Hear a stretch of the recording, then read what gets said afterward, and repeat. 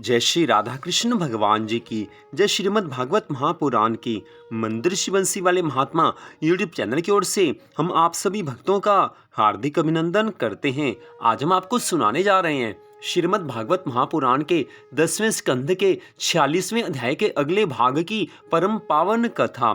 बोल श्री राधा कृष्ण भगवान की जय। बोल श्रीमद् भागवत महापुराण की जय।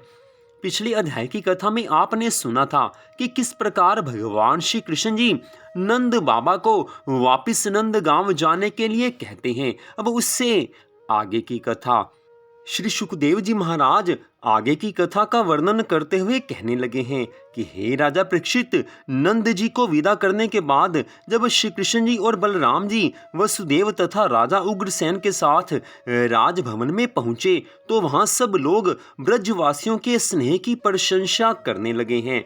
उधर नंद राय जी मार्ग में श्री श्याम सुंदर जी की याद करके ये कहते जाते थे कि हम लोगों से बड़ी भूल हुई जो हमने परब्रह्म प्रभु से अपनी गैयां चरवाई। परंतु हे भाइयों, इतने पर भी श्री कृष्णचंद्र जी ने अपनी प्रभुता नहीं त्यागी। उन्होंने गोवर्धन पर्वत उठाकर ब्रजवासियों की रक्षा की और मुझे लेने के लिए वरुण लोक में भी जा पहुंचे।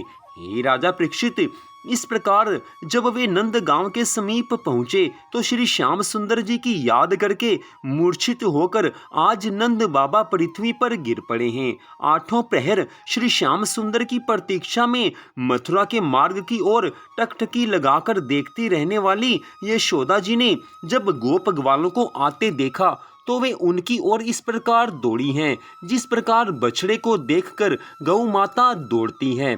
परंतु जब वे नंद राय जी के पास पहुंची और श्री कृष्ण बलराम जी को आते नहीं देखा तो यशोदा मैया आज घबराकर इस प्रकार पूछने लगी हैं कि अरे, तुम मेरे कृष्ण बलदाऊ को कहाँ कर आए हो? उनके बदले में ये वस्त्र आभूषण कहाँ से ले आए हो? तुम मेरे श्याम और बलराम जैसे अनमोल रत्नों को खोकर इन कांचों को क्यों उठा लाए हो? कहो, वे कुशल से तो हैं जिनके एक क्षण के वियोग से हमारी छाती फट जाती थी। उनके बिना अब हमारा जीवन कैसे कटेगा?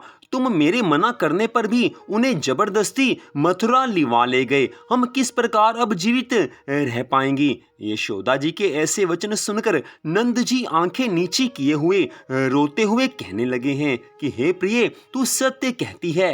ये आभूषण आदि श्री श्याम सुंदर ने ही दिए हैं, परंतु मुझे ये नहीं पता कि इन्हें किसने लिया है। मैं तुझसे श्री श्याम सुंदर की कठोरता का क्या वर्णन करूं? उसकी बातें सुनकर तुझे बहुत दुख होगा।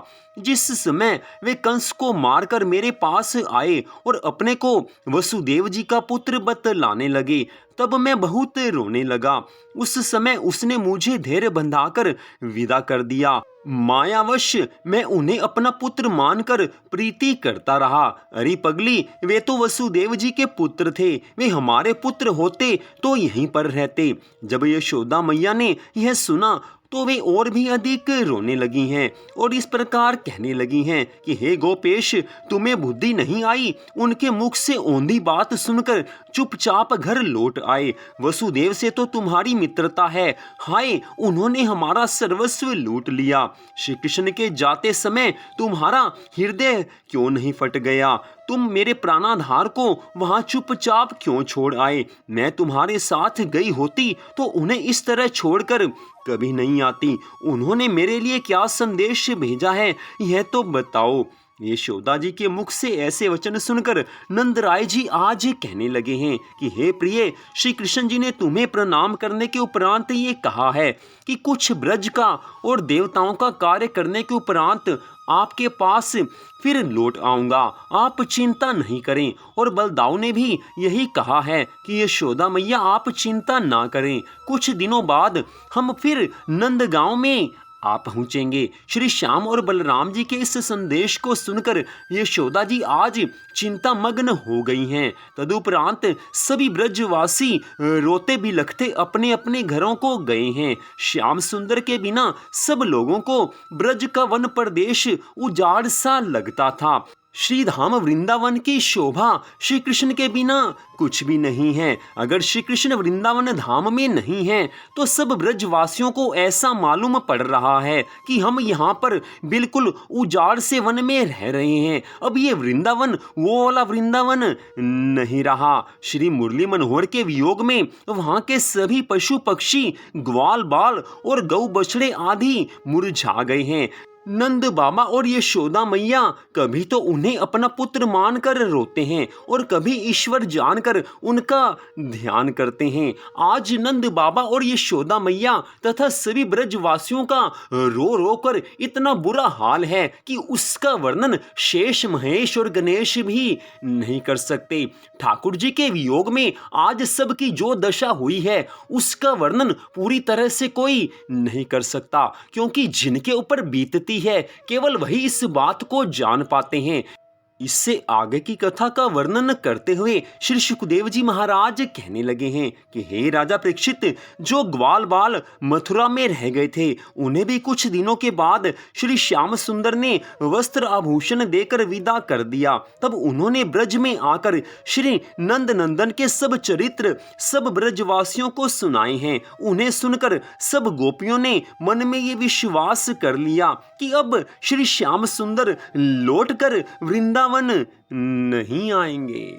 आज सब गोपियां बारंबार रोने लगी हैं। रो रो कर चुप हो जाती हैं, फिर रोने लगती हैं, फिर चुप हो जाती हैं, फिर रोने लगती हैं। ब्रजवासियों की यही दशा है, आज सभी गोपियों की यही दशा है।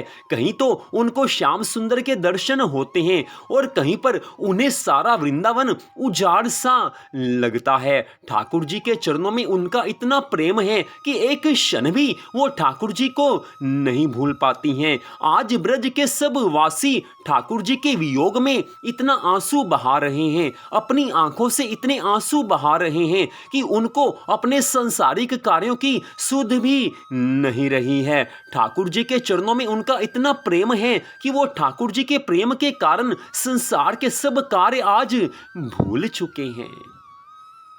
तो आज की इस कथा का यहीं पर विश्राम होता है। मंदिर श्री बंसी वाले महात्मा यूट्यूब चैनल की ओर से आज की इस कथा को सुनने के लिए आप सबका हार्दिक धन्यवाद।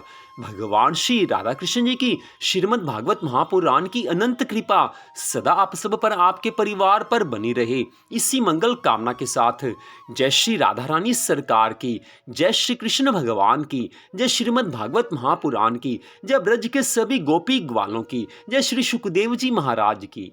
जय जय श्री राधे, जय जय श्री राधे, जय जय श्री राधे श्याम।